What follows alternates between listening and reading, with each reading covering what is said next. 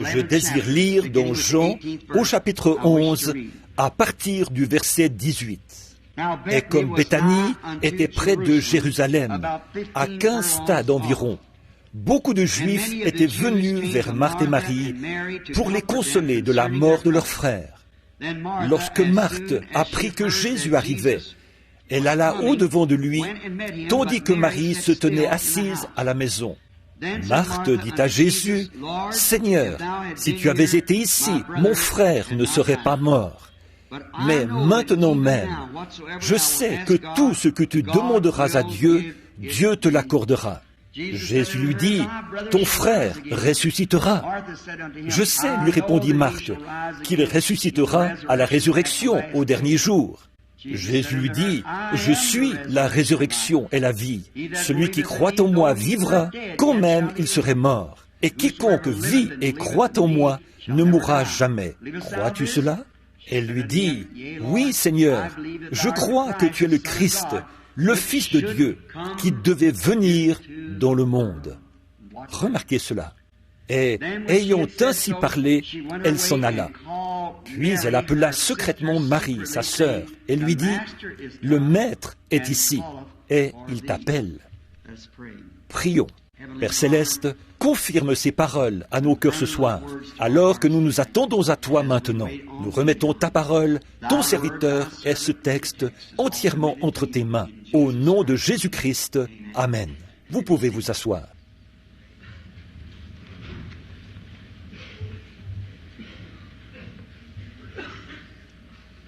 Le but de ma présence ici, c'est d'essayer d'aider le peuple de Dieu.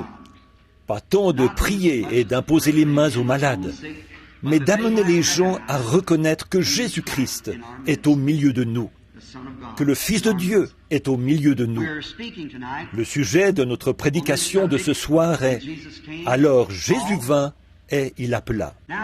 Maintenant, ce moment dont nous allons parler, c'était un moment de grande tristesse. Si vous avez déjà lu ce récit de la vie de notre Seigneur, on découvre là qu'il était un grand ami de ce jeune homme, Lazare.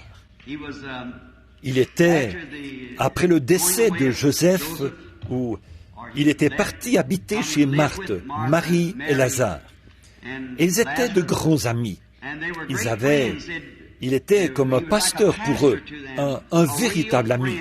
Il lui avait fait quelques vêtements, à ce qu'on dit, je crois, une tunique qui était tissée d'une seule pièce, sans couture. Et ils avaient fait des choses pour lui parce qu'ils croyaient en lui. C'était parce qu'ils avaient cru et qu'ils avaient vu. Ils avaient quitté l'Église et tout pour le suivre. Et de quitter l'Église à cette époque-là, c'était quelque chose de grave, qui pouvait même être passible de la peine de mort.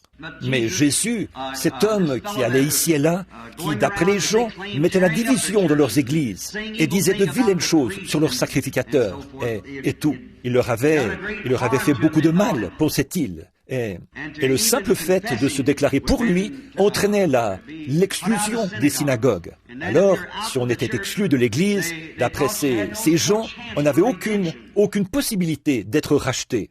Si on ne faisait pas partie de l'une de leurs sectes, les pharisiens, les sadducéens ou quelque chose du genre, il n'y avait pas de rédemption. Si on était en dehors de cela. Et s'ils avaient le droit, les clés, alors ils pouvaient tout simplement vous mettre à la porte s'ils le voulaient. Ça, c'est ce qu'eux-mêmes déclaraient. Ce n'est pas étonnant que Jésus ait dit, « Vous, par votre tradition, vous avez annulé l'effet de la parole de Dieu. » Voyez? Et maintenant, la chose s'est répétée de nouveau, puisque, comme nous le savons tous, l'histoire se répète de façon cyclique. Et c'est triste à dire, mais il avait été prophétisé que cela se répéterait. Et cela s'est reproduit de nouveau. Nous voyons que Jésus n'était pas bien considéré. Souvent, les gens sont enclins à juger l'homme qui n'est pas d'accord avec eux. Nous ne devons pas faire ça. Nous pouvons être en désaccord les uns avec les autres, tout en étant gentils. Si je ne peux pas être en désaccord avec un homme et continuer à l'aimer et à prier pour lui, être en désaccord avec lui en me fondant sur l'Écriture et afin que nous soyons mieux éclairés, alors je ne lui dirai rien du tout. Je tiens à ce que mon désaccord avec lui soit toujours amical, parce que je l'aime et que je ne veux vraiment pas qu'il soit perdu. et il devrait lui aussi agir de la même manière envers moi. Nous ne voulons pas être perdus, et nous devons baser nos idées sur ce que dit la parole. Que la parole soit vraie, pas notre credo ni nos idées, mais ce qu'il dit. Aucune interprétation particulière, seulement ce que dit la parole. L'autre soir, j'ai fait quelque chose qui semblait presque sacrilège. C'était, je crois, un petit déjeuner de prédicateur l'autre matin. J'ai fait passer Jésus en jugement. J'ai dit, ce que les gens avaient fait en ce temps-là, ils font exactement la même chose aujourd'hui. Peut-être qu'il serait bon que je prenne un instant pour répéter cela, si nous avons le temps. Eh bien, j'ai dit qu'aujourd'hui, nous constatons que, dans la réforme de Luther, lui, en ce temps-là, a déclaré que le juste vivra par la foi. Celui qui croit, lui, il l'a. Mais nous avons vu que beaucoup d'entre eux disaient croire, et ils ne l'avaient pas. Du temps de John Wesley, s'ils recevaient ce qu'ils appelaient la deuxième bénédiction, la sanctification, une sanctification complète, ils ressentaient une grande joie et poussaient des cris. Tous ceux qui poussaient des cris l'avaient, mais ils ont constaté qu'ils ne l'avaient pas. Beaucoup d'entre eux poussaient des cris et ils ne l'avaient pas. Au temps de la Pentecôte, ils ont dit « Maintenant, la restauration des dons est venue, le baptême de l'Esprit. Celui qui parle en langue, il l'a. » Nous voyons que beaucoup ont parlé en langue et ils ne l'avaient pas. Alors ils disent « Eh bien, c'est le fruit de l'Esprit, voilà. » Oh non, ce n'est pas le fruit de l'Esprit. Ça, la science chrétienne l'a, au point que pratiquement... L'amour est le fruit de l'esprit. Et eux, ils ont plus d'amour que n'importe qui. Ils nient la divinité de Jésus-Christ. Ils disent qu'il n'est qu'un prophète, un homme comme les autres. Voyez? Donc ça ne fait pas l'affaire. Permettez-moi de faire une petite remise en question là-dessus. Pendant un instant, faisons passer Jésus en jugement.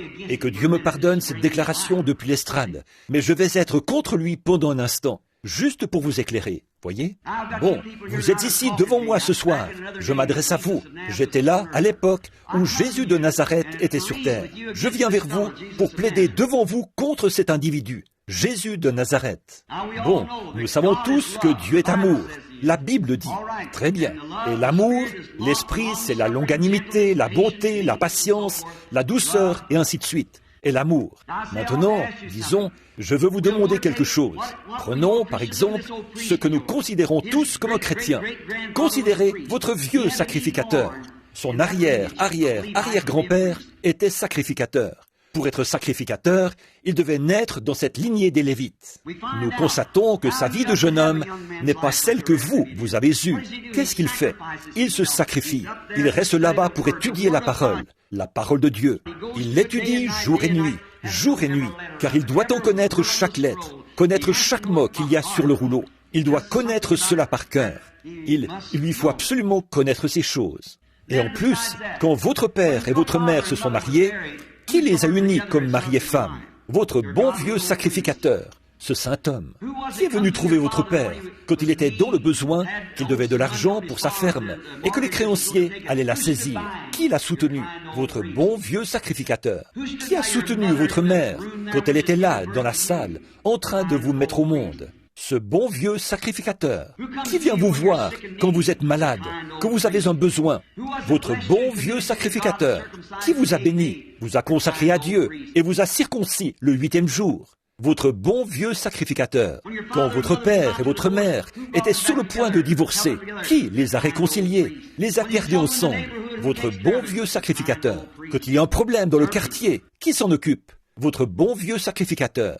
Certainement. Maintenant, ce bon vieux sacrificateur sait que la Bible déclare que Dieu demande un agneau comme sacrifice. Beaucoup d'entre vous, vous êtes des hommes d'affaires. Vous n'élevez donc pas de brebis. Mais Dieu demande une brebis. Ils ont installé de petits enclos là-bas. Ils y ont vendu leurs brebis pour que les hommes d'affaires puissent aller les acheter et offrir pour leur âme le sacrifice que Dieu demande. Ce jeune homme, appelé Jésus, qu'a-t-il fait? D'où est-il venu? On prétend qu'il est né d'une naissance virginale. A-t-on déjà entendu pareille sornette? Nous savons que sa mère l'a eu avant qu'elle et Joseph soient nés, ou qu'il est né avant qu'elle et Joseph soient mariés. On voit bien qu'il a mauvaise réputation depuis le début. Quelle carte de membre porte-t-il? S'il est un saint homme, à quel groupe s'est-il joint? Alors que votre sacrificateur a étudié pour connaître cette parole. Le voilà qui se présente et qui démolit ce que ce dernier a bâti. Appelleriez-vous ça Dieu? Certainement pas. Et l'autre jour, alors que votre sacrificateur avait préparé cet endroit, là-bas, là où vous pouviez acheter le sacrifice, qu'a fait ce jeune homme? Ça, de la gentillesse? Il a donné des coups, il a tressé des cordes, du lin et du cuir, il a regardé les gens avec colère, il a renversé les tables à coups de pied, et il a chassé les gens à coups de fouet. Et vous appelez ça les fruits de l'esprit? De regarder les gens avec colère? Et voyez, il a privé l'homme de sa possibilité d'adorer Jéhovah. L'homme d'affaires veut l'adorer. Comme il n'élève pas de brebis, il s'est rendu là-bas pour en acheter une. Et lui, il a renversé tout ça à coups de pied et il les a chassés. Là, qui a le fruit de l'esprit? Voyez, voilà, voyez-vous, ce n'est pas le fait d'avoir le fruit de l'esprit, ni de parler en langue, ni de pousser des cris. Vous dites, alors, frère Branham, quelle est la preuve? Quelle est la preuve? La confirmation de la parole pour l'heure en question. Ils avaient la Bible, ils correspondaient parfaitement à ce que Jéhovah avait dit qu'il allait arriver. Cela n'a besoin d'aucune interprétation. Cela a été interprété à ce moment-là. Il y avait là les sacrificateurs, il y avait là tout ce qu'ils avaient, et tout le reste, une routine bien rodée, et tout. Et pourtant, ils n'ont pas vu la parole. Et ils faisaient vivre la parole pour cet âge-là. Voilà la preuve, pour l'âge en question. Luther avait la preuve pour son âge, Wesley pour son âge, la Pentecôte pour son âge. Mais nous sommes dans un autre âge. Ces choses-là sont bien, mais comme le bébé qui a un doigt, un œil, un nez, mais au bout d'un moment, il doit devenir un être humain. Il doit devenir un enfant mature, ensuite naître, avoir une âme, un corps, un esprit, pouvoir se déplacer. Or, nous voyons que tout cela, Jésus l'avait déclaré, et seulement un petit nombre, seulement ceux qu'il avait destinés à la vie, l'ont vu. Pas de grande foule. Ces foules à lui n'auraient jamais pu être comme les foules de Caïphe. Eh bien, Caïphe aurait pu rassembler toute la nation. Jésus n'a rassemblé qu'un petit groupe. Peu de gens l'ont connu. Il y avait des milliers de gens quand il est venu sur la terre. Il est passé sur la terre et ils n'ont jamais su qu'il était là. Il en sera ainsi de nouveau. Il viendra à ceux qui ont été appelés à la vie. Il sait qui a été appelé à la vie. C'est à lui de veiller à cela. Donc, nous voyons qu'ils avaient quitté leur Église et qu'ils avaient cru en lui. Tout ce que la parole avait dit à son sujet, il l'était. Et un jour, il a quitté leur maison. Je veux parler de 3 choses. Jésus était parti, la mort était venue, et il n'y avait plus d'espoir. Je veux parler de ces 3 choses-là pendant quelques minutes. Jésus était parti, et lorsqu'il est parti, les problèmes sont arrivés. Alors, lorsqu'il vous quitte, ou qu'il quitte votre domicile, les problèmes sont en route. La porte est ouverte à Satan lorsque Jésus s'en va. Il était parti, et dès qu'il est parti, la mort est arrivée. Lorsque Jésus part, la mort arrive. Être séparé de lui, c'est la mort. Alors, la mort est arrivée lorsque Jésus est parti. Et la mort a pris son temps auprès de Lazare.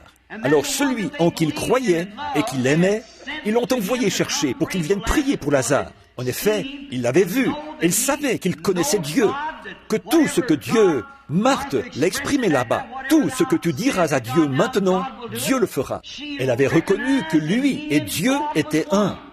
Il était la parole de l'heure. Elle avait donc reconnu cela, et elle savait qu'il lui suffisait d'entrer en contact avec lui.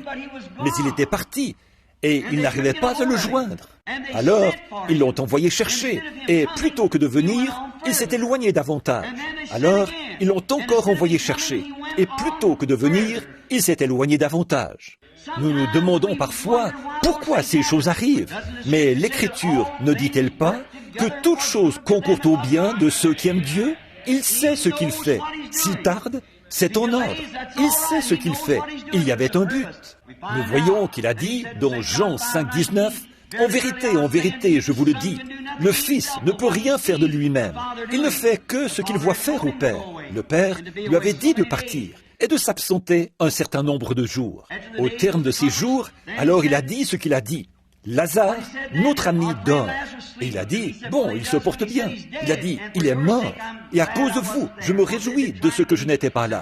En effet, ils auraient tenté de le convaincre d'aller le voir, pour le guérir, ou pour dire ce qu'il fallait faire. Mais il savait ce qu'il fallait faire. Alors, il a fait exactement ce qu'il était destiné à faire. s'absenter. Observez-le au sépulcre quand il est revenu. Il a exprimé cela quand il est revenu et qu'il a retrouvé cette demeure. Il n'y avait plus d'espoir. Lazare était mort. À chaque heure, elle ne cessait de penser. Il pourrait arriver, il pourrait arriver, il pourrait revenir. Finalement, il est mort. Il a expiré. Elles sont allées l'embaumer. On a drainé son corps de son sang. On l'a enveloppé dans un linceul, avec les aromates. On l'a embaumé. Et on l'a mis dans le sépulcre. On a placé une pierre devant le sépulcre, ce qui était la coutume, la façon d'ensevelir les morts à cette époque-là. Un trou dans le sol, peut-être dans le roc, et on plaçait une pierre devant. C'était la coutume. Le premier jour a passé, le deuxième jour a passé, le troisième jour a passé, le quatrième jour a passé. Cet homme se décomposait déjà dans le sépulcre. Son nez s'était probablement déjà affaissé. Je pense que la première chose qui s'affaisse, c'est le nez. Alors, il se décomposait. Sa chair était retournée à la poussière de la terre, ou plutôt, elle y retournait. Son âme était à 4 jours de voyage, quelque part, loin de lui. Il n'y avait plus aucun espoir de le revoir dans cette vie. Et alors, quand il n'y avait plus d'espoir, elles avaient attendu. Il se pourrait qu'il vienne, le premier jour, le deuxième jour. Et non. Puis, il est mort. Et il n'était toujours pas venu. Alors, le désespoir s'est installé. Au bout d'un moment, quelqu'un lui a sans doute dit, « Le maître est dehors. Voilà Marthe qui descend la rue. » Jésus est venu à cette heure sombre, quand il n'y avait plus aucun espoir. C'est généralement à ce moment-là qu'il vient. Voyez, il vient précisément au moment le plus sombre. C'est là que Jésus entre en scène. Maintenant, regardez bien. Il est venu et il a demandé Marthe. Sa présence a apporté de nouveaux espoirs. Ce jeune homme était mort, peu importe. Sa présence apporte un nouvel espoir. Vous pourriez être assis là, ce soir, mon ami, alors que les médecins vous ont abandonné. Vous avez un cancer, vous souffrez du cœur. Peut-être dans un fauteuil roulant, infirme. Toute la science déclare qu'il n'y a aucun espoir pour vous. Le dépôt de calcium a raidi vos os au point que vous ne pouvez plus les fléchir. Ou bien votre cœur est en si mauvais état que le médecin dit que vous pourriez partir d'un moment à l'autre. Oh, et tout un tas de gens qui ont le cancer, la tuberculose. C'est peut-être le dernier espoir que vous avez. Elle sent que le médecin vous a abandonné. Toutefois, le fait d'être dans la présence de Jésus-Christ et de reconnaître cette présence fait renaître l'espoir. Quelqu'un peut même vous en donner le nom. Peut-être que vous n'en aviez jamais entendu parler. Mais si quelqu'un vous dit « Je sais où se trouve une église où on croit en Dieu et où on prie pour les malades », rapidement, vous êtes à l'article de la mort, là, voyez, de nouveaux espoirs surgissent. C'est toujours comme ça. En cette heure sombre, c'est souvent là que quelqu'un dit quelque chose à ce sujet. Quand vous parle de Jésus, sa présence a apporté de nouveaux espoirs. Puisse-t-elle faire la même chose ce soir, comme elle l'a fait hier soir, que nous voyons cette parole confirmée sans l'ombre d'un doute, que nous la voyons se manifester et nous prouver que ce Jésus qui a vécu il y a 1900 ans, qui est mort sur le calvaire, qui est ressuscité le 3e jour, qui est apparu aux disciples, et leur a ouvert les yeux et qui a fait cette promesse pour aujourd'hui, est ici même ce soir, en notre présence maintenant. Ça ne peut pas faire autrement que faire naître des espoirs chez les gens. De nouveaux espoirs surgissent. Peut-être quelqu'un a-t-il dit, l'Église est un peu desséchée depuis quelque temps. Nous n'avons pas eu de bonne eau fraîche depuis quelques mois. Nous n'avons pas eu de réveil. On dirait que tout le monde stagne, ou quelque chose du genre. Nous nous contentons d'aller à l'Église, de chanter un cantique et d'écouter quelques messages. Puis nous repartons. Mais tout à coup, quand nous commençons à nous dessécher, alors Jésus entre en scène. Il nous rafraîchit. Il nous apporte quelque chose de nouveau. Il est toujours là pour le faire. De nouveaux espoirs arrivent quand Jésus entre. Sa présence apporte un nouvel espoir. Elle savait qu'il était cette parole de Dieu manifestée. Elle avait reconnu que c'était l'âge en question. Sinon, elle serait restée orthodoxe. Elle serait restée membre de cette Église. Mais elle avait vu cette parole promise. Elle avait vu cette parole promise manifestée par lui. Elle savait qu'il était cette parole vivante. Alors, quand elle a entendu cela, peu lui importait le nombre de ceux qui la critiquaient. Ou quoi encore, elle est partie à sa rencontre, à toute vitesse. Voyez, elle savait qu'il était cette parole manifestée. Sans doute avait-elle lu l'histoire d'Élie à son époque. Or, celui-ci était la parole de Dieu manifestée. À cette époque-là, il était prophète, et la parole du Seigneur vient au prophète. Et là, une femme avait eu un petit enfant qui lui avait été donné suite à une bénédiction que ce prophète avait prononcée sur elle. Elle avait donc eu cet enfant. Un jour, vers 11 heures, il a dû attraper une insolation. Il était dans les champs avec son père. La Bible ne dit pas que c'était cela, que c'était une insolation. Mais il s'est mis à crier « Ma tête, ma tête !» vers 11 heures du matin. Et il a dit, le père a dit au serviteur de l'emporter à la maison. Il est resté sur les genoux de sa mère jusque vers midi. Il était de plus en plus malade. Et il a fini par mourir. Et alors, plutôt que de céder au désespoir, là, tous les voisins étaient là. Ils criaient et tout. Mais cette mère a gardé son sang-froid. Son bébé était mort. Elle l'a monté dans la petite chambre qu'elle avait mise à la disposition du prophète. Et elle l'a couché sur son lit, comme ça. Et elle a dit au serviteur, « Scelle-moi un mulet et va tout droit. Ne t'arrête pas sans que je te le dise. » Oh là là, c'est ça. Nous n'avons pas le temps de discuter et de faire des histoires. Ce temps-là est passé. Avançons. Nous devons arriver là. Nous avons un besoin. Donc, il a dit, avance et ne t'arrête pas en route sans que je te l'ordonne. Et ils ont fait route jusqu'à ce qu'ils arrivent auprès d'Élie. Élie était un homme de Dieu. Non pas comme Christ. Christ, lui, connaissait toutes choses parce qu'il était Dieu. Élie était une portion de Dieu. C'était Christ en Élie. C'était là le message de l'heure. Car la parole du Seigneur, pour cette heure-là, était avec ce prophète. Jésus était la plénitude de tous ces prophètes. Chacun d'eux ne faisait que le manifester, c'est tout. Tout au long, depuis Joseph, les 30 pièces d'argent, et partout, il représentait Christ. Moïse aussi. David, assis sur la colline, un roi rejeté, pleurant parce qu'il était rejeté. 800 ans plus tard, le fils de David s'est assis sur une colline. C'était l'esprit de Christ en David là-bas. Et il était à la fois la racine et la postérité de David. Donc, il s'est assis sur la colline, pleurant, un roi rejeté. Jérusalem, Jérusalem, combien de fois ai-je voulu te prendre sous mes ailes, comme une poule s'accouvait. Qu'était-ce? C'était Christ là-bas.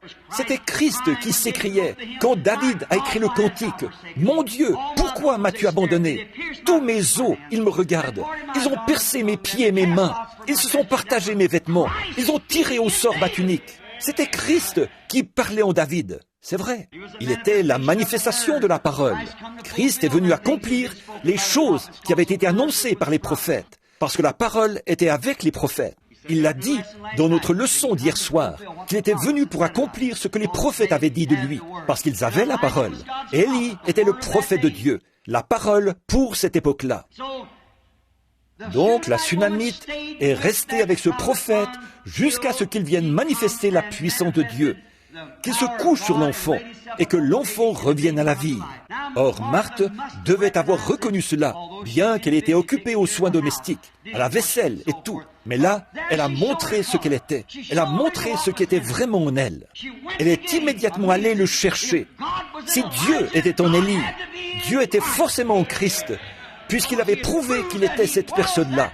Amen. J'aime cela, cette détermination. Elle va vers lui. Elle devait absolument arriver jusqu'à lui. Et elle a constaté là-bas, en arrivant auprès de lui, maintenant souvenez-vous, elle savait qu'il n'avait jamais changé, que Dieu ne change jamais son programme. S'il était en Élie et avait pu ressusciter les morts, il était en Christ et pouvait ressusciter les morts, même s'il ne l'avait pas encore fait, puisque c'est le même Dieu. Et il n'a toujours pas changé. Il est Dieu ce soir, autant qu'il l'a toujours été. Il est le même hier, aujourd'hui et éternellement. Il ne change pas. Et il savait qu'elle avait reconnu que c'était en lui. Regardez, au bout de quelques minutes, cela s'est confirmé, quand elle lui a dit quelque chose au sujet de son frère, et qu'elle a dit, « Seigneur, je crois que c'est toi. » Et il a dit, « Je suis la résurrection et la vie. Quand même il serait mort, il vivra. Et quiconque vit et croit en moi ne mourra jamais. » Je suis le je suis qui était dans le buisson ardent avec Moïse. Je suis la résurrection. Je suis la vie. J'étais la muraille. Je le suis toujours. Je suis la résurrection et la vie. Celui qui croit en moi vivra, quand même il serait mort. et quiconque vit et croit en moi ne mourra jamais. Suite à cette grande assurance qu'elle avait, à savoir qu'il était la parole promise, quand il a dit, comme il était prophète, il ne pouvait pas mentir. Donc quand il a dit, je suis celui qui est la résurrection et la vie. Elle a dit, je crois que tu es celui-là, le Fils de Dieu qui devait venir dans le monde. Bien que mon frère soit mort, qu'il soit étendu là-bas dans le sépulcre, que son corps soit maintenant en décomposition. Mais maintenant même, tout ce que tu diras s'accomplira. C'est vrai. Tout ce qu'elle voulait, c'était l'entendre dire cela. Amen. Oh Marthe, où sommes-nous ce soir? Prenons simplement la parole, et mon serviteur vivra. Juste l'entendre dire cela. Des gens étaient peut-être venus lui dire qu'il avait dit cela, mais maintenant, il était là, en personne.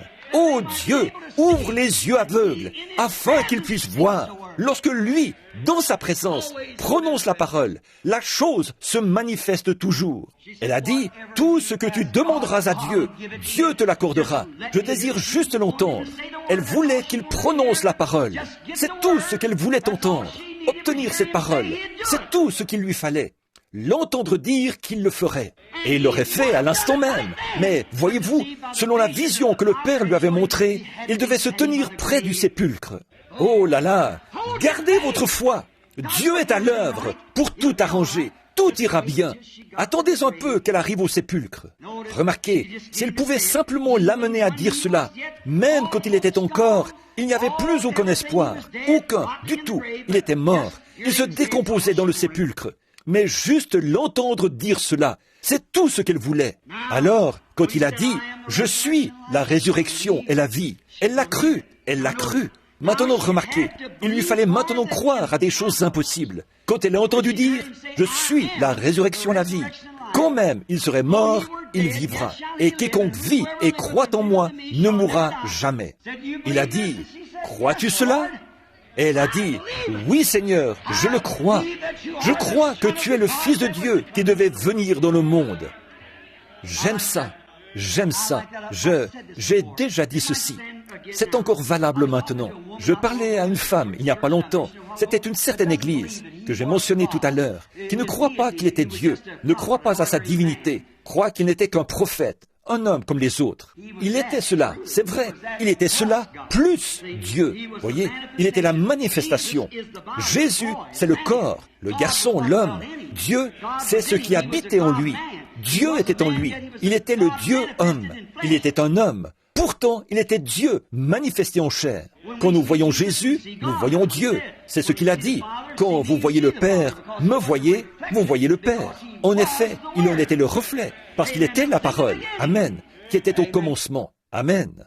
Il a appelé les prophètes Dieu, le savez-vous? Il a dit, vous appelez Dieu ceux à qui la parole de Dieu est venue. Comment pouvez-vous me condamner lorsque je dis que je suis le Fils de Dieu? En effet, cette même parole avait dit qu'il serait là. Et voilà, la parole était là, de nouveau manifestée. Et pourtant, les gens refusaient toujours d'y croire.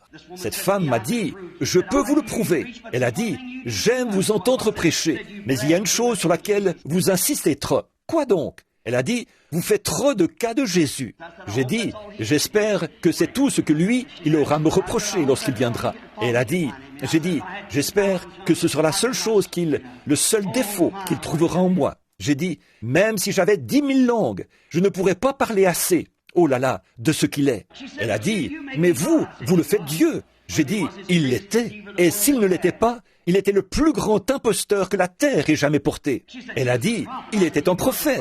J'ai dit, il était un prophète, c'est vrai, un Dieu prophète, la plénitude de la parole. Le prophète, la parole venait à lui. Voilà, c'est ce qui faisait de lui un prophète. Mais lui, il était la plénitude de cette parole. Et elle a dit, je peux vous le prouver. Elle a dit, vous le rendez divin. J'ai dit, il était divin. Et elle a dit, il ne peut pas être divin. J'ai dit, pourtant, il l'était.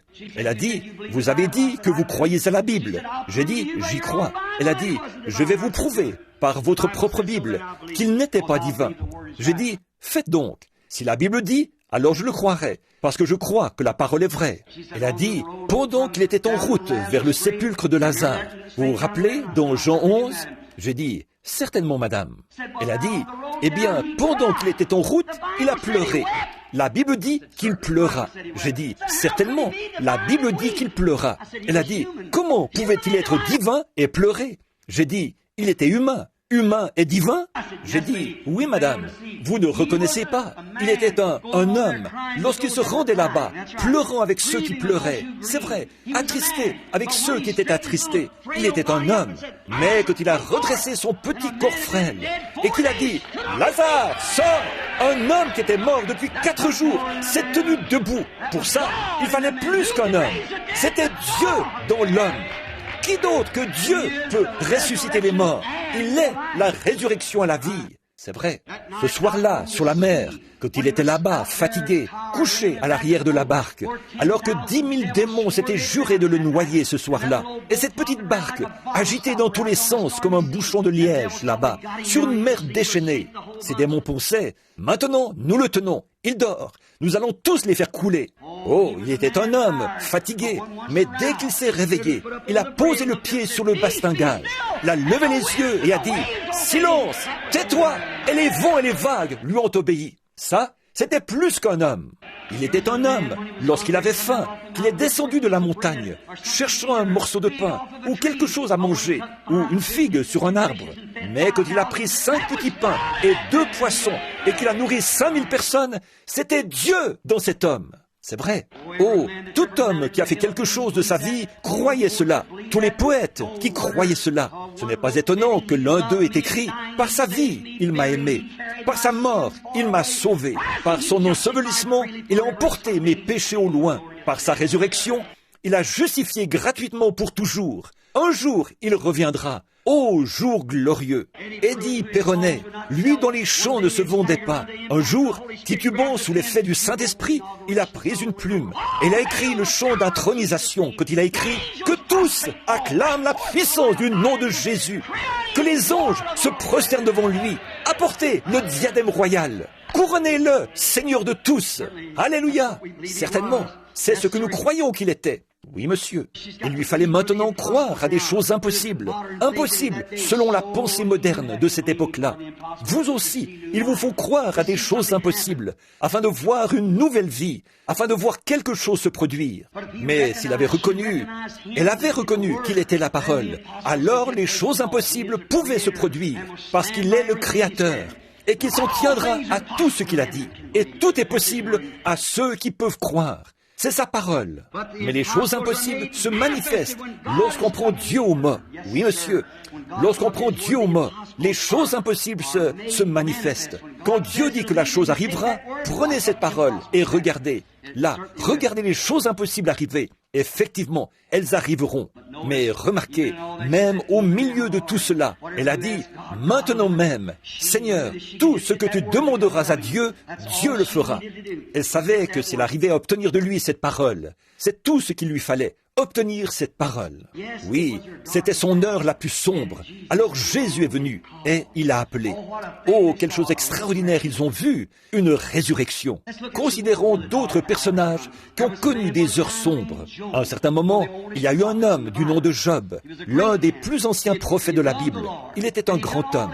Il avait aimé le Seigneur et il avait fait tout ce qu'il savait devoir faire. Et Satan désirait le cribler. Alors, un jour, il a dit à Dieu, oui, c'est plutôt Dieu qui lui a dit, « D'où viens-tu, Satan ?» Il a dit, « Oh, de parcourir la terre et de m'y promener. » Il a dit, « As-tu remarqué mon serviteur Job? Il n'y a personne comme lui sur la terre. C'est un homme parfait. » Oh, a-t-il dit, bien sûr, tu lui donnes tout, tu fais tout pour lui. Certainement, il est un grand homme, mais livre-le-moi pendant un moment. Je lui ferai changer de discours.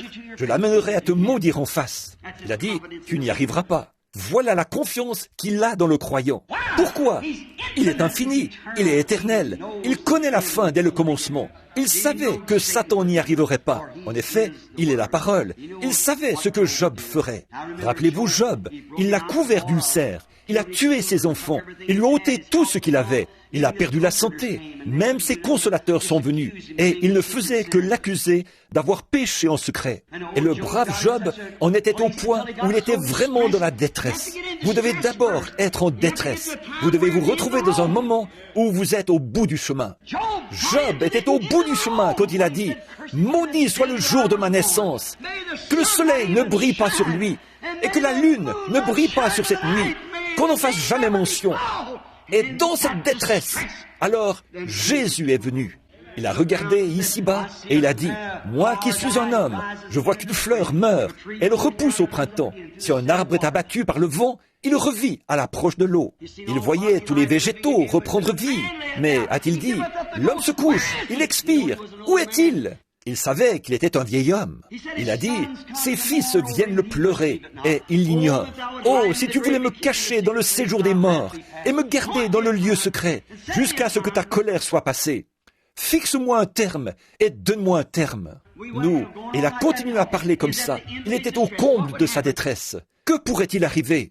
Les feuilles vivent, elles reviennent dans les arbres. Les fleurs reviennent, tout le reste revit. Mais l'homme se couche et il expire. Il était en détresse. Il ne savait pas ce qui pourrait lui arriver. Et il avait cet âge-là. À ce moment-là, alors Jésus est venu. Dieu lui a fait tourner la tête vers le ciel. Et il a vu venir Jésus dans les derniers jours. À cette heure la plus sombre, où sa femme a dit « Maudit Dieu et meurt ». Malgré tout, il a dit « Femme, tu parles comme une femme insensée. L'Éternel a donné et l'Éternel a ôté. Que le nom de l'Éternel soit béni. » Même sa femme l'avait rejeté. Son Église l'avait rejeté. Tout le monde l'avait rejeté. En cette heure sombre, où il ne savait plus quelle direction donner à sa vie, Jésus est venu. Alors il s'est écrié « Je sais que mon Rédempteur est vivant et qu'au dernier jour, il se tiendra sur la terre. Et même après que les vers de ma peau auront détruit ce corps, de ma chair, je verrai Dieu, je le verrai moi-même. » À l'heure la plus sombre de sa vie, alors Jésus est venu. Oui, monsieur. Moïse, pour Moïse, l'heure la plus sombre pour lui, elle est venue au milieu d'Israël. Il était en plein exercice de ses fonctions. Il avait rencontré Dieu là-haut, dans le buisson, et celui-ci avait dit « Je suis le je suis ». Il était allé là-bas, il avait lutté contre toutes sortes d'imitations, Jeannès et Jombrès, qui cherchaient à imiter son travail. En tout cela, il était resté fidèle à Dieu. Finalement, il avait amené Israël à croire. Et le voilà qui sort de l'Égypte. Il se dirige tout droit vers le pays promis, où Dieu avait dit « Vous m'adorerez sur cette montagne ». C'était la parole de Dieu. Moïse savait qu'il allait forcément arriver à cette montagne. Amen. Dieu l'avait dit. Aucun pharaon ne peut le tuer. Aucun démon ne peut le tuer. Rien ne peut le tuer. Il se dirige vers cette montagne. Amen. Alléluia. Je me sens religieux. Il se dirige vers cette montagne. Nous aussi, nous sommes en route vers la gloire. Rien ne peut nous arrêter. Non, monsieur, Dieu va confirmer sa parole. Peu importe ce qui peut arriver, il va le faire quand même. Oui, il était en route, sur le sentier du devoir, et le voilà coincé entre les montagnes. Il tend l'oreille, il entend un grondement derrière lui. Qu'est-ce? Les chars de Pharaon, qui arrivent par milliers, armés, avec des lances et tout, pour les renverser et les écraser. Et la mer Rouge lui barrait le passage. Qu'a-t-il fait?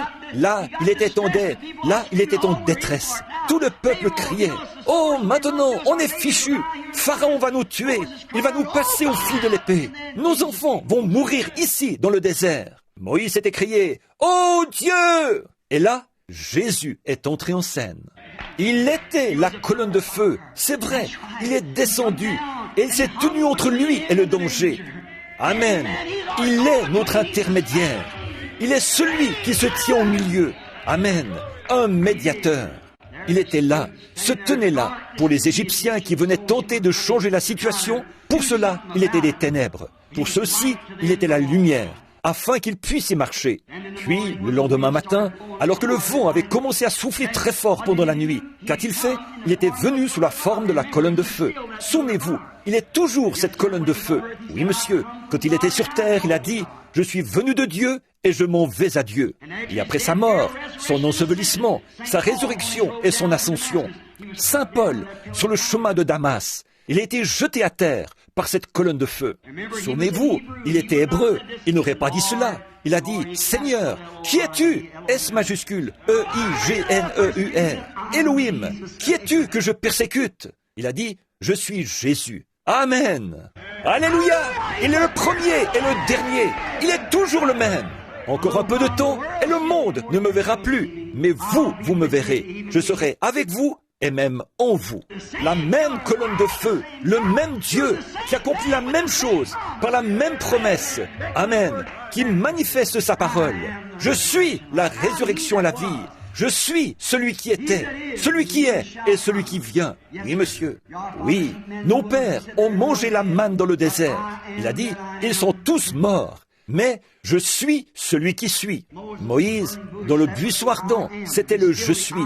Il est toujours le je suis. Non pas j'étais, je suis, au temps présent, toujours. Nous voyons ici que Moïse était coincé là-bas et que le Christ est descendu. Or, la Bible dit que Moïse regardait l'opprobre de Christ comme une richesse plus grande que les trésors de l'Égypte. L'opprobre de Christ était l'onction, le logos qui était sorti de Dieu. L'ange, tout lecteur de la Bible sait que cet ange était Christ. Il était là, dans le désert, et il est entré en scène, sous la forme dans laquelle il était censé se manifester. Gloire à Dieu! Il vient aujourd'hui, le même Christ, sous la forme dans laquelle il se manifeste. Il leur avait dit qu'il les ferait sortir. C'est ce qu'il faisait. Il est venu là pour tenir sa parole, pour la confirmer. Ensuite, après qu'il est venu, comme il l'avait fait avec Marthe, alors il a appelé. Il a dit, « Moïse, pourquoi cries-tu à moi? Parle à ce peuple et mettez-vous en marche. » En cette heure sombre, la mer Rouge s'est ouverte. Ils ont traversé en route pour accomplir la parole de Dieu. Oui, à l'heure la plus sombre de Moïse. Alors, Jésus est venu. Nous avons du temps maintenant. Et il a appelé Moïse. Nous aimerions attirer votre attention sur un autre petit homme. Il s'appelait Jairus. Ils sont vraiment nombreux dans le monde aujourd'hui. Il croyait en secret. Il aimait Jésus. Il avait entendu parler de lui. Il croyait en lui. Mais vous voyez, il avait déjà adhéré à une organisation. Et oui, il ne pouvait pas confesser cela ouvertement. Il y croyait, mais il ne pouvait pas le confesser. Il s'était donc rallié aux incroyants. Mais il y croyait vraiment. Vous savez, quand un homme est dans cet état-là, un jour ou l'autre, Dieu le pousse à la confrontation. C'est dans la détresse. C'est là que nous montrons ce qui est vraiment en nous, ce que nous sommes vraiment. Il était donc là, déjà rallié aux incroyants. Il était déjà allé inscrire son nom sur le registre et tout. Et il était un sacrificateur. Alors il aurait été assez difficile pour lui de faire cette confession, puisque c'était son gagne-pain. Donc, mais il croyait pourtant en Jésus. Un jour, sa petite fille est tombée malade. Oh là là, lui, sans doute que cet homme, dans cette situation, a dû faire venir le médecin. Le médecin est venu. Il a soigné l'enfant. Sa fièvre empirait toujours. Au bout d'un moment, elle était si brûlante de fièvre et tout, qu'elle s'est retrouvée à l'article de la mort. Il était en détresse. Il devait faire quelque chose. Il ne savait vraiment pas quoi faire.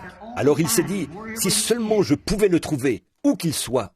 Eh bien, il n'a pas attendu qu'il fasse nuit, comme Nicodème l'avait fait, pour avoir un entretien privé. C'était l'heure de passer à l'action. L'heure était venue de passer à l'action. Et il devait agir à ce moment-là. Et je pense, mon frère, ma sœur, que c'est la même chose maintenant. L'heure est venue de passer à l'action. L'heure est venue. Il faut soit croire ou ne pas croire. Chaque homme et chaque femme arrive à cette ligne de séparation. Chaque enfant y arrive. Parfois, quand on franchit cette ligne, il ne reste qu'une seule chose, le jugement. Quand on franchit cette ligne qui sépare la miséricorde et le jugement, quand on franchit cette ligne. Souvenez-vous, il était en détresse. Il ne savait pas quoi faire. Ses sacrificateurs étaient là. Tous les rabbins l'entouraient. Toute la confrérie était avec lui. Ils étaient tous là, regardant sa petite fille qui se mourait. Le médecin se tenait dehors, agitant ses mains jointes. Je lui ai donné tous les médicaments que je connais. Et malgré cela, voyez, c'était Jésus qui était à l'œuvre pendant tout ce temps.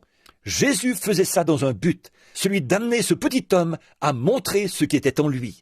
Au bout d'un moment, je peux le voir prendre son petit chapeau noir, le mettre et enfiler sa petite tunique de sacrificateur. Où vas-tu? J'ai entendu dire qu'il est là-bas, près du fleuve. Je vais le chercher. Oh là là! Et il part. En cette heure de détresse, il devait prendre une décision.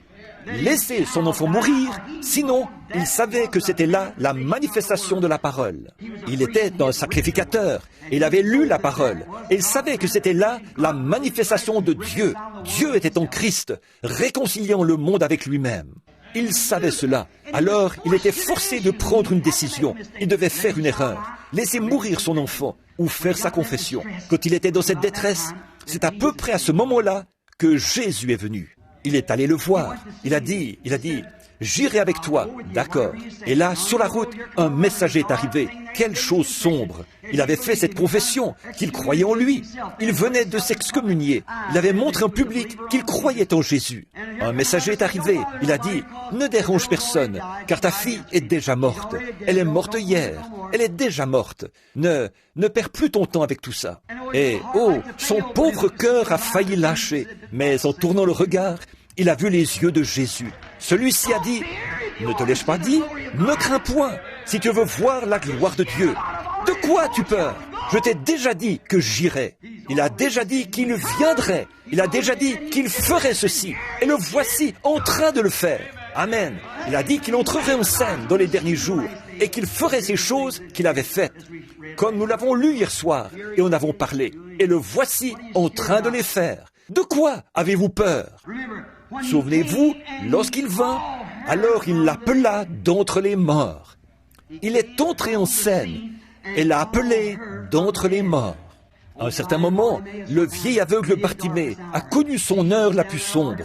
Jésus était là-bas. Il avait organisé un petit déjeuner des hommes d'affaires du plein évangile, là-bas, à Jéricho. Et Zachée était là. Quand il l'avait rencontré, celui-ci était dans un arbre, un peu plus loin dans la rue. Donc, quand il était... il n'aurait jamais organisé quoi que ce soit d'autre, ça, j'en suis sûr, voyez? Et donc, quand il est arrivé là-bas, il l'avait avec lui. Zachée était allé avec lui. Le vieil aveugle Bartimée était aveugle depuis son enfance. Donc, pensant que Jésus allait peut-être passer par cette porte, il attendait là. Au bout d'un moment, il a entendu beaucoup de bruit, tous ces gens qui passaient. Et il a entendu le sacrificateur qui disait « Hé, toi qui montes la colline là-bas, est-ce que, on nous dit que tu ressuscites les morts? Nous avons un cimetière plein de morts par ici. Si tu es le Messie, viens par ici et ressuscite ces morts. » Vous savez, ce même démon est encore vivant, voyez, sous la forme de la religion. Même chose, voyez. Si tu es le Messie, tu ressuscites les morts. Nous avons un cimetière plein de morts par ici. Viens. Et, tout le monde poussait des cris. Quelqu'un criait, Hosanna au prophète. Un autre criait ceci, cela, autre chose. Quelle confusion! Ce vieil aveugle s'est dit, je l'ai raté. Il est passé là-bas. Je pensais qu'il allait passer ici. On m'a placé au mauvais endroit. Il s'est mis à crier. Il s'est dit, s'il est la parole, il est Dieu, il l'est forcément. Donc, Jésus, fils de David, aie pitié de moi. En cette heure de détresse, il a crié à lui. Or, Jésus, notez bien, là, il était à Jéricho. L'endroit où on dit qu'il était assis était à 150 mètres de l'endroit où Jésus était. Avec des milliers de gens qui se bousculaient autour de lui. Il n'aurait pas pu entendre le cri de cet homme, non, mais il l'a senti. Il s'est arrêté. Un de ces soirs, j'aimerais prêcher sur « Alors Jésus s'arrêta ». Alors Jésus s'abaissa. Mais quand Jésus s'est arrêté, qu'est-ce qu'il y a eu? Il l'a appelé. Le Maître est ici. Prends courage, ont dit les disciples. Il t'appelle. Il t'appelle. Il l'a appelé au milieu de cette foule. Il fait la même chose maintenant. Est-ce que ceci pénètre en profondeur? Voyez? Le Maître est ici et il t'appelle. Et il l'a appelé de la cécité à la lumière, des ténèbres à la lumière. Et il l'a appelé. Il est passé de la mort à la vie. Le Maître est ici et il t'appelle. Et quand il l'a appelé, il lui a rendu la vue. À un certain moment, il y avait sur la colline la petite femme qui avait la perte de sang. Elle avait dépensé tout son argent chez les médecins. Sans doute qu'ils avaient vendu l'attelage. Ils avaient vendu la ferme, ils l'avaient hypothéquée. Ils avaient dépensé tout ce qu'ils pouvaient chez les médecins. Aucun d'eux n'avait pu la soulager. Son état empirait continuellement. Le sang n'arrêtait pas de couler. Ça continuait comme ça, sans arrêt. Elle était de plus en plus malade. Et un jour, qu'elle était assise en train de tricoter, du haut de la colline où elle habitait, elle a regardé dans la vallée et elle a vu une barque arriver. Tout le monde s'est précipité. « Hosanna au prophète !» Elle avait entendu parler de lui. La foi vient de ce qu'on entend. Alors, elle a dit, je vais descendre pour le voir. Et quand elle est arrivée là, et qu'elle a posé son regard pour la première fois sur la parole de Dieu manifestée en chair, il y avait quelque chose de particulier dans la façon de parler de cet homme, et dans son apparence. Elle a su que c'était lui. Oui, monsieur. Oh, si seulement je pouvais attirer son attention d'une manière ou d'une autre, si seulement je pouvais le toucher d'une quelconque façon. Elle s'est glissée à travers la foule et elle a touché son vêtement. Maintenant, souvenez-vous, ce n'est pas le doigt de cette femme qui l'a senti. Non, monsieur, parce que le vêtement palestinien est ample. Et Pierre a dit, tout le monde t'a touché. Il a dit, mais ça, c'est un contact différent. Je sens que je me suis affaibli. Jésus était venu. Elle n'avait plus d'argent. Elle n'avait plus rien. Mais en cette heure sombre, alors que la perte de sang ne s'arrêtait pas, que les médecins n'arrivaient pas à l'arrêter, Jésus est venu. Et qu'a-t-il fait? Il l'a appelé. Il a regardé autour de lui jusqu'à ce qu'il l'ait repéré. Et il a dit, tu avais une perte de sang, mais elle s'est arrêtée. Il est le même hier, aujourd'hui et éternellement. Le Maître est ici. Et il t'appelle. Il est ici et il appelle. Il a appelé et lui a redonné la santé. Pour la petite femme au puits dont nous avons parlé hier soir, il n'y avait plus d'espoir. Probablement que son 5e mari l'avait quittée, peut-être, et qu'elle venait d'en prendre un 6e cette nuit-là. Et là, elle avait quelques doutes à son sujet. Moralement, elle était fichue. Elle désirait être une vraie dame. Elle avait sans doute lu la Bible. Elle était en chemin pour se rendre là-bas, vers 11 heures. Elle ne pouvait pas venir tôt le matin, au moment où les femmes vertueuses y venaient. Elles transportaient le rôt sur leur tête, avec les cruches, et elles s'en retournaient. Alors, elle ne pouvait pas venir se mêler à elles. Il y avait ce genre de ségrégation-là, à l'époque. Les gens bien et les gens pas bien ne se mélangeaient pas. Les gens immoraux restaient à leur place. Elle ne pouvait donc pas venir avec les autres. On ne lui permettait pas de venir. Alors, après qu'elles avaient toutes puisé le rôt et qu'elles étaient rentrées, elle est venue chercher quelque chose de meilleur. Elle est donc arrivée là, avec sa cruche sur la tête. Et sans doute que, chemin faisant, elle se disait, « Eh bien, cet homme que j'ai épousé ou que j'ai trouvé hier soir, j'ai des doutes sur lui. C'est un homme, il a un comportement bizarre. Je ne suis vraiment pas sûr de lui. Je suis fichu, je suis banni de la société et je ne puis pas aller dans ces églises. Regarde de quoi elles ont l'air. Je ne sais pas quoi faire. Je suis en détresse et j'ai lu la Bible. Certainement qu'un jour, ce prophète viendra. Oh, je sais qu'il déclare qu'il n'en est rien et que ça, c'est peut-être pour dans 100 ans, pour dans 1000 ans. Nous attendons ça depuis des milliers d'années et ça ne s'est pas encore produit. Alors, nous ne nous y attendons pas en ce moment. C'est partout comme ça. Oh non, nous avons nos églises et tout. Nous n'avons pas besoin de ça en ce moment. Et donc, chemin faisant, elle avait ses pensées. Vous savez, lorsque vous pensez à lui, c'est là qu'il vous apparaît. Comme nous l'avons vu hier soir, lorsqu'ils étaient en chemin vers Emmaüs. Lorsqu'elle pensait à ces choses, elle a entendu un homme dire « Apporte-moi à boire ». Qu'est-ce que c'était dans son heure la plus sombre, alors qu'elle avait perdu toute moralité? C'était peut-être une jolie petite dame. Elle avait été jetée à la rue, ce qui l'avait menée à ce genre de vie. Parfois, ce n'est pas la faute de la jeune fille, c'est la faute de ses parents, qui la laissent sortir comme ça. Et elle était là, ses petites boucles pendaient peut-être. Chemin faisant, elle était épuisée, abattue, et personne ne voulait avoir de rapport avec elle. Cet enfant, peut-être qu'elle avait toute une histoire derrière elle. Quoi qu'il en soit, je sais une chose, elle avait lu la Bible, elle croyait la Bible. Et au fond de son cœur, il y avait une petite semence qui lui faisait dire, si jamais cela se produit, je le saurai. Elle était prédestinée à cela. Regardez le vieux Judas qui était là et qui avait agi comme ça. Tout au fond de son cœur, c'était l'obscurité. La lumière brillait ici, dans ses œuvres, mais au fond de son cœur, il n'y croyait pas. Et elle était là. Voyez, la lumière ne pouvait pas descendre là-dedans. Elle, par contre, elle était là. Elle croyait, elle y croyait, mais sa vie était plongée dans l'obscurité. Lorsque la lumière a frappé, cela chassait l'obscurité. Alors que, lorsque la lumière a frappé celui-là, cela l'a jeté dans l'obscurité complète. Voilà la différence. Vous voyez, elle était née dans ce but-là. Elle a dit, quand il lui a dit combien de maris elle avait eu, que s'est-il passé? Tout à coup, elle était, pour ainsi dire, dans un grand émoi. Elle était dans la détresse. Elle a dit, Seigneur, je vois que tu es prophète. Je sais que quand le Messie viendra, il fera ces choses. Alors, il l'appela. Je le suis, moi qui te parle. Elle a reconnu cela par la parole de Dieu. Il l'a appelée à passer de ses péchés à la vie. Et son nom se trouve dans la Bible. Et elle a la vie immortelle aujourd'hui. Il peut vous appeler de la même façon, parce qu'il est le même hier, aujourd'hui et éternellement. Là, oui, elle avait perdu toute moralité, mais malgré tout, elle a reconnu qu'il avait ce discernement. Elle savait que c'était forcément le Messie. Alors, quand Jésus a dit « Je le suis », elle savait que c'était bien lui.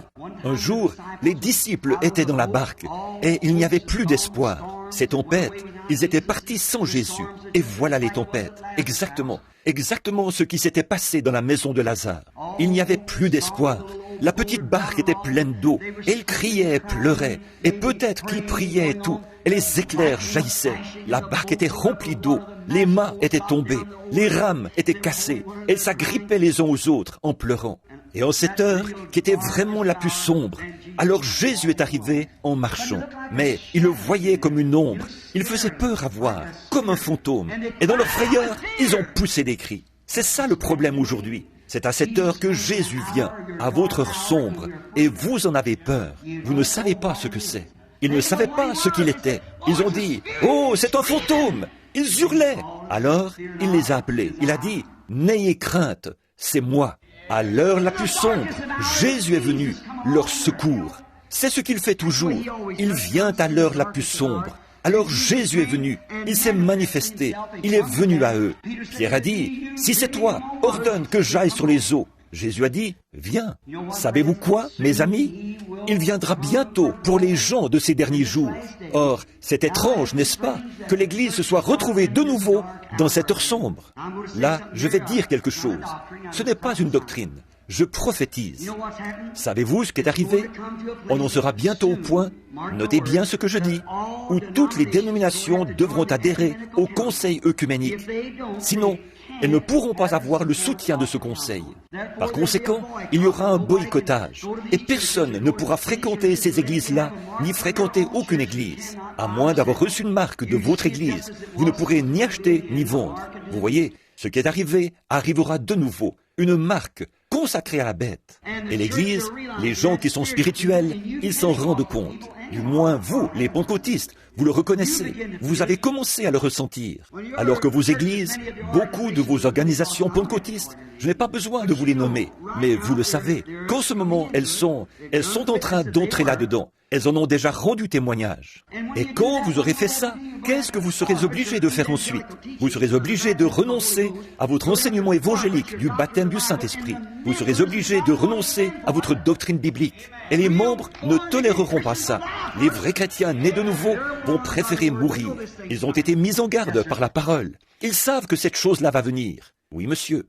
Et c'est étrange, n'est-ce pas? Au milieu de cette heure la plus sombre, alors Jésus vient et il nous appelle. Il dit, « N'ayez pas peur, c'est moi. Je suis toujours avec vous. Je suis ici pour manifester ma parole. » Ce qu'il était à l'époque, il est encore maintenant. Il avait dit qu'il ferait ces choses. Oh là là, le Maître est ici et il nous appelle.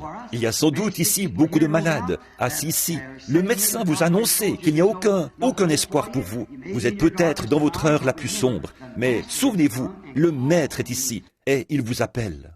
Et un jour, le Maître viendra et il appellera chaque nom qui est écrit dans le livre de vie de l'agneau. Si le vôtre n'y est pas, faites en sorte qu'il y soit, parce qu'il viendra et appellera. Même ceux qui sont dans la tombe entendront sa voix et en sortiront, reviendront à la vie. Le Maître viendra et il vous appellera. Et pendant qu'il appelle aujourd'hui, répondez et préparez-vous pour ce jour-là. Voilà le conseil que je vous donne. La promesse de cet âge, il a promis qu'il serait là, que les choses qu'il avait faites, il les ferait de nouveau. Et voilà maintenant que de nouveau, le Maître est ici. Et il vous appelle. Courbons la tête. Il me reste environ 6 pages ici, mais je ne peux pas aborder cela maintenant. Courbons la tête. Je vous ai promis que je vous laisserai sortir de bonne heure, et il est déjà écart. Père Céleste, ô Seigneur, fais que cela se produise de nouveau. Toutes ces choses que j'ai dites, Jésus est ici et il t'appelle. Que fait-il quand il vient? Il appelle. Fais que cela se produise de nouveau, Seigneur. Que ton Saint-Esprit vienne au milieu des gens ce soir. Le Seigneur Jésus sous la forme de l'Esprit. Qu'il vienne ce soir, qu'il se révèle, et alors qu'il se manifeste, comme ces gens, de la manière dont ils ont cru, Nous aussi, nous croirons, Seigneur. Il y a peut-être beaucoup de gens ici qui n'ont jamais eu cette occasion. Nous prions que tu la leur accordes encore ce soir, car nous le demandons pour la gloire de Dieu, au nom de Jésus. Amen. C'est ça, ma sœur, mais continuez simplement à jouer cela. C'est très bien. Continuez. Oh, soyez bien tranquille, tout le monde. Croyez-vous qu'il est ici? Il l'est. Est-ce qu'il appelle encore quand il vient? Alors, si vous pouvez seulement croire, c'est tout. Si vous pouvez seulement croire la parole de Dieu, Dieu accordera cela.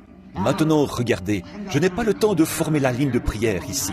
Je vais appeler les gens dans l'auditoire ce soir, si le Seigneur le veut. Le Maître est ici.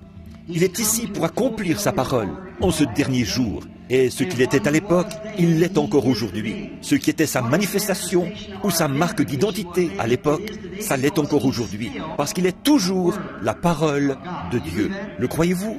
Et la parole de Dieu discerne les pensées, les intentions du cœur. Et la façon dont il a agi à l'époque, c'est la façon dont il a toujours agi.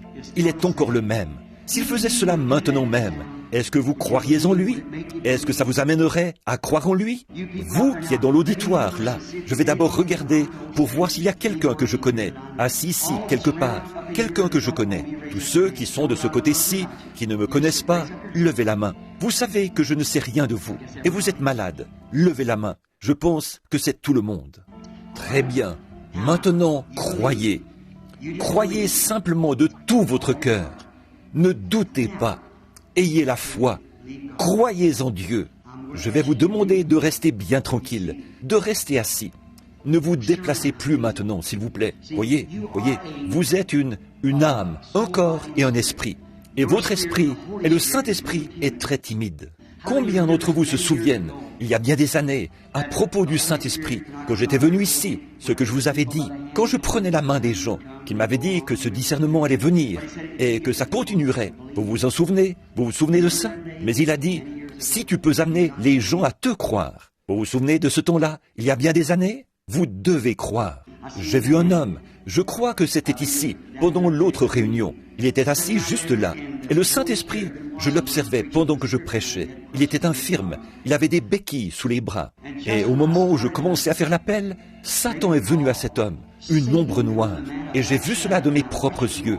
Il s'est levé et est sorti. Il restera toujours infirme, voyez? Donc, alors qu'il aurait été guéri sur place. Si seulement il, voyez? Mais bon, j'ignore le pourquoi. Je suppose qu'il a tout simplement écouté l'ennemi. Mais si vous pouviez être là, à observer ces ombres, voir ces choses sous leurs différentes formes, voir ce qu'elles sont et observer leur manière d'agir, voyez, ce serait... Maintenant, je ne peux pas vous guérir. L'homme qui vous dit qu'il peut vous guérir, il est dans l'erreur. Vous êtes déjà guéri. Mais il s'agit de reconnaître la présence de Jésus-Christ. Or, comme Marthe a reconnu que si elle pouvait le revoir, elle recevrait ce qu'elle désirait, parce qu'il était la parole manifestée. Alors, ne pouvons-nous pas croire comme ça ce soir? Croire cela? Certainement, nous le devrions. He's come in the form of the Holy Ghost. That's who he is. Now you just pray. Il est ici. Il est ici. Il est ici sous la forme du Saint-Esprit. C'est ce qu'il est. Maintenant, priez, simplement. Voyez-vous, sur l'estrade, si une personne était debout ici, juste ici, près de moi, en train de prier. Voyez-vous, il y a tellement de gens qui sont en train de prier, partout dans le bâtiment. Alors, il faut vraiment faire attention. Vous ne pouvez pas dire, dites Frère Branham. Non, monsieur, je ne peux pas faire ça. Pas plus que vous pouvez déclencher un songe par vous-même. Voyez, vous pouvez avoir un songe. Dieu peut vous donner un songe à mon sujet. Vous croyez ça, mais vous ne pouvez pas le déclencher vous-même. Vous ne pouvez pas dire ceci. Frère Branham, maintenant, je vais avoir un songe à votre sujet. Non, vous ne pouvez pas faire ça, ni moi avoir une vision. C'est à celui qui vous donne un songe, c'est à lui de faire ça. Même chose pour une vision. Je vois un homme, juste ici, au bout de la rangée. Il a de l'arthrite. S'il croit de tout son cœur, Dieu le guérira de l'arthrite. Croyez-vous qu'il le fera, monsieur? Vous qui êtes assis là, le Mexicain assis au bout de la rangée, allez-vous le croire? Très bien, monsieur. La dame assise à côté de vous, elle aussi, elle a de l'arthrite. Croyez-vous que Dieu vous guérira, madame? Est-ce qu'il y a de l'écho là-dedans? J'ai peur que les gens n'entendent pas. Vous le croirez? Très bien. Et l'autre petite Mexicaine, assise à côté d'elle, elle souffre de maux d'estomac. Croyez-vous que Dieu guérira votre estomac, madame? Elle a obtenu cela. Quand je vois cette lumière descendre, ça veut dire que la chose s'est produite. Oui, c'est ça. La lumière l'a touchée. La voilà, tournoyant tout autour. Avec ça, c'est réglé. Voyez, quand il peut trouver la foi, voyez, il y a beaucoup de choses qu'il n'a pas pu accomplir à cause de leur incrédulité.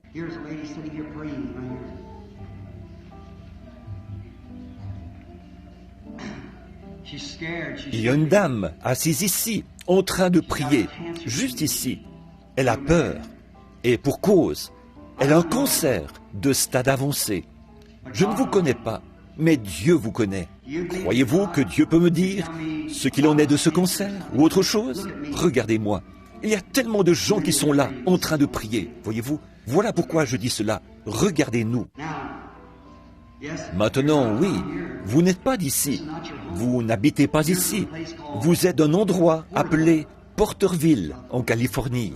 C'est exact. Croyez-vous que Dieu peut me dire qui vous êtes? Il le sait. Votre nom est Madame Witham. C'est exact. Maintenant, croyez, et le cancer partira. Si tu peux croire, voilà tout ce que Dieu vous demande de faire. Si tu peux croire. Ne croyez-vous pas cela de tout votre cœur? Quelqu'un dans cette section-ci, ne pouvez-vous pas croire? Le Maître est ici, et il vous a appelé. Il vous appelle à passer de la mort à la vie, de la maladie à la santé. Il y a un homme assis juste là, derrière, la tête baissée, en train de prier. En fait, il ne prie pas pour lui-même, il prie pour quelqu'un d'autre. C'est une fille, c'est sa fille. Croyez-vous, monsieur? Vous avez des problèmes avec vos jambes, vous avez des problèmes avec votre genou. C'est exact. Il ne faut pas pleurer, c'est lui qui est là, à côté de vous.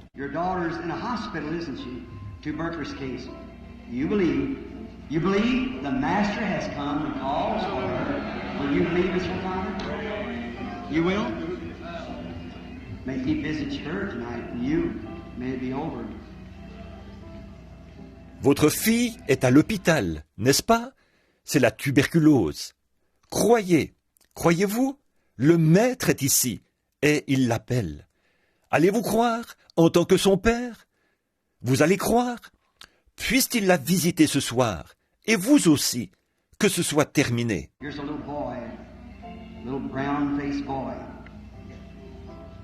Il y a ici un petit garçon au teint brun. Il souffre d'une maladie de la peau et d'asthme. C'est un petit garçon mexicain assis là. Il n'est pas d'ici, il est de San José. Crois-tu, fiston? Autre chose, ton père est ici avec toi. C'est un prédicateur. C'est exact. Crois-tu que Dieu peut me dire ton nom? Est-ce que ça t'amènerait à croire très fort? Tu t'appelles Ruben. Maintenant, crois. Oui, Dieu te guérira. Le Maître est ici et il vous appelle. Ô pécheur, ô toi qui es malade, ne voyez-vous pas le Maître manifesté dans des êtres humains au milieu des croyants? Il est ici pour appeler à la santé ces enfants qui croient. Il est ici pour appeler à la repentance le pécheur, rétrograde, membre d'église. Le Maître est ici et il vous appelle. Le croyez-vous? Le croyez-vous pour ce qui est de votre besoin, maintenant même? Si oui, levez la main pour dire « J'applique ma foi à mon besoin ». Puis levez-vous maintenant et acceptez-le. Le Maître est ici et il t'appelle. Et qui que vous soyez, quel que soit votre besoin, le Maître est ici et il vous appelle. Il est le même hier, aujourd'hui et éternellement. Cette petite femme s'en est allée dans la ville. Elle a dit, venez voir un homme qui m'a dit ce qui n'allait pas. Vous n'êtes pas allé dans la ville, vous êtes venu et vous l'avez vu de vos yeux. Alors le Maître est ici et il t'appelle. Levez les mains et louez-le. Dites, Seigneur Jésus, je suis un pécheur, pardonne-moi. Je suis un rétrograde. Reprends-moi auprès de toi, Seigneur. J'ai besoin du Saint-Esprit. Remplis-moi. Je suis malade. Guéris-moi. Je suis infirme. Rétablis-moi. Le Maître est ici et il t'appelle. Levez les mains maintenant et louez-le. Amen. Donnez-nous la note. je le louerai, je le louerai. Vous connaissez? Je le louerai. Vous le connaissez, n'est-ce pas? Croyez-vous? Je le louerai. Je le louerai. Oh, je louerai l'agneau meurtri.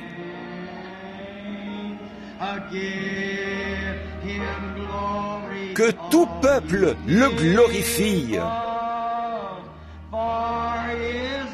Car son sang lave tous les péchés. Vous l'aimez? Alors, n'est-ce pas que vous aimez chanter pour lui pendant qu'il est là? Il est en esprit. Il est en train de se déplacer un peu partout dans le bâtiment. Il connaît vos cœurs. Il sait tout sur vous. Chantons-le pour lui, de tout notre cœur. Je le louerai. Levez les mains en le faisant. Maintenant, louez-le simplement. Le louerai. Oh, je louerai l'agneau meurtri. Oh, que tout peuple le glorifie. Car son sang lave tous les péchés. Oh, madame, vous qui êtes dans le fauteuil roulant, si vous pouvez croire un peu plus là, essayons encore une fois. J'attends quelque chose. Je le louerai. Je le louerai. Oh, je louerai l'agneau meurtri.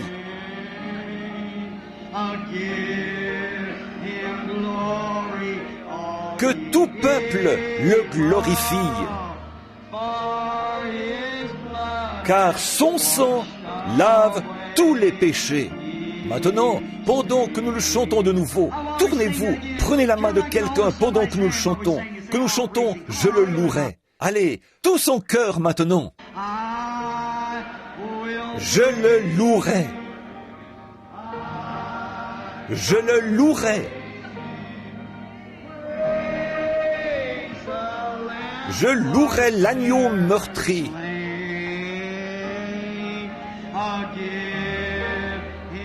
Que tout peuple le glorifie. Car son sang lave tous les péchés. Oh, amis pécheurs, pourquoi ne pas vous avancer maintenant? Avancez-vous et rendez-lui gloire. Vous, tous les peuples, vous tous qui voulez le confesser comme votre sauveur, dans sa présence, pendant que les saints adorent en esprit, pourquoi ne pas venir vous placer ici? Dites, je veux témoigner ce soir, je veux lui rendre gloire, je veux venir, je n'ai pas honte de lui, je veux que le monde entier sache que je l'accepte comme mon sauveur, ici même, pendant qu'il est présent. Venez, pendant que nous le chantons. Je le louerai. Pourquoi ne pas venir? Je le louerai. Oh, je louerai l'agneau meurtri.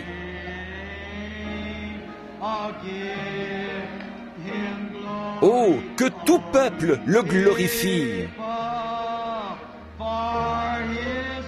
Car son sang lave tous les péchés.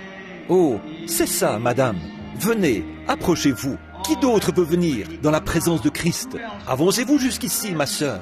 Placez-vous ici. Quelqu'un d'autre qui désire qu'il soit son sauveur maintenant même. Quelqu'un qui n'a pas honte. Il a dit, si vous avez honte de moi devant les hommes, j'aurai honte de vous devant mon Père et les saints anges. Si vous n'avez pas honte de lui maintenant et que vous désirez qu'il soit votre sauveur pendant qu'il est ici, vous l'avez vu, c'est tellement parfait. La parole lui-même fait connaître cela. Avancez-vous pendant que les saints adorent maintenant. Pourquoi ne pas vous avancer? Que Dieu vous bénisse, monsieur. Voici venir une femme âgée, avancée en âge. Pourquoi ne pas venir maintenant?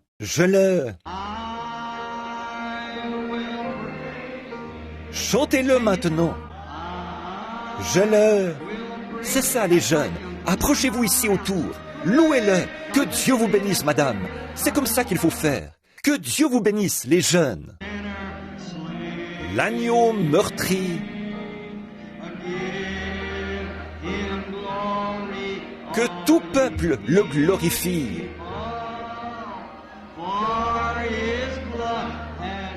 car son sang lave tous les péchés.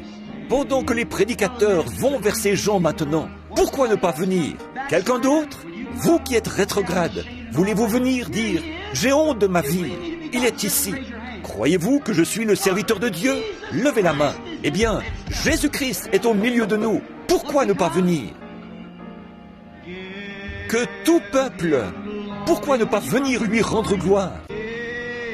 Glorifie, car son sang lave tous les... Marthe, est-ce que tu viens ou est-ce que tu vas rester à la maison avec Marie? Est-ce que vous allez rester là, dans une organisation et dire « Oh, mon Église ne le croit pas de cette manière » alors que Christ est manifesté? Est-ce que vous allez rester là et dire ça? Ou bien est-ce que vous allez sortir de là? Bon, je vais vous dire, Non, c'est aujourd'hui, c'est maintenant l'heure. La mort rôde autour de vous, comme pour la fille de Jairus. Venez maintenant, rétrograde, viens maintenant, pécheur, viens maintenant. Le moment, c'est maintenant. Le Maître est ici et il vous appelle. Il vous appelle. Vous dites, comment puis-je le savoir? Il se sert de ma voix. S'il se sert de ma voix pour dévoiler la maladie, les afflictions et tout, ne savez-vous pas qu'il appelle aussi pour dévoiler le péché? Sortez de là, venez maintenant. C'est peut-être la toute dernière occasion qui vous sera donnée. Encore une fois, il y en a d'autres ici qui devraient venir, mes amis. Je ne veux pas vous mettre mal à l'aise en vous appelant comme ça. Ce n'est pas bien. Si vous, des fois, peut-être, les pharisiens pensaient qu'ils étaient sauvés, mais ils ne l'étaient pas. Vous pensez la même chose. Venez maintenant. Soyez-en certains. Ne prenez aucun risque avec ça. S'il y a le moindre doute dans votre esprit, ne prenez pas de risque. Approchez-vous maintenant. C'est maintenant le moment. Maintenant, pendant que la source est ouverte, pendant que le Saint-Esprit est ici, le Maître est ici. Ce petit doute, c'est ce qu'il cherche à vous signaler. Vous doutez, abandonnez ça. Venez maintenant, le Maître est ici et il t'appelle. C'est ça, continuez simplement à venir. Allez, continuez à venir. Je le louerai. Je le louerai. Pourquoi ne pas venir lui donner des louanges? Je louerai l'agneau meurtri. Que tout peuple le glorifie. Car son sang lave tous les péchés. Maintenant, pendant que les pécheurs s'avancent pour l'accepter, que les gens lui donnent des louanges, alors que nous le chantons maintenant, main levée, chantez ces louanges, maintenant, tous ensemble. Je le louerai. Je le louerai. Je louerai l'agneau meurtri. Just give him praise, you people around here. Pray, ask him to forgive you. That's what he'll do. The Master has come and calls for you. God bless you. Donnez-lui des louanges. Vous qui êtes ici, tout autour, priez. Demandez-lui de vous pardonner. C'est ce qu'il fera. Le Maître est ici et il vous appelle. Que Dieu vous bénisse.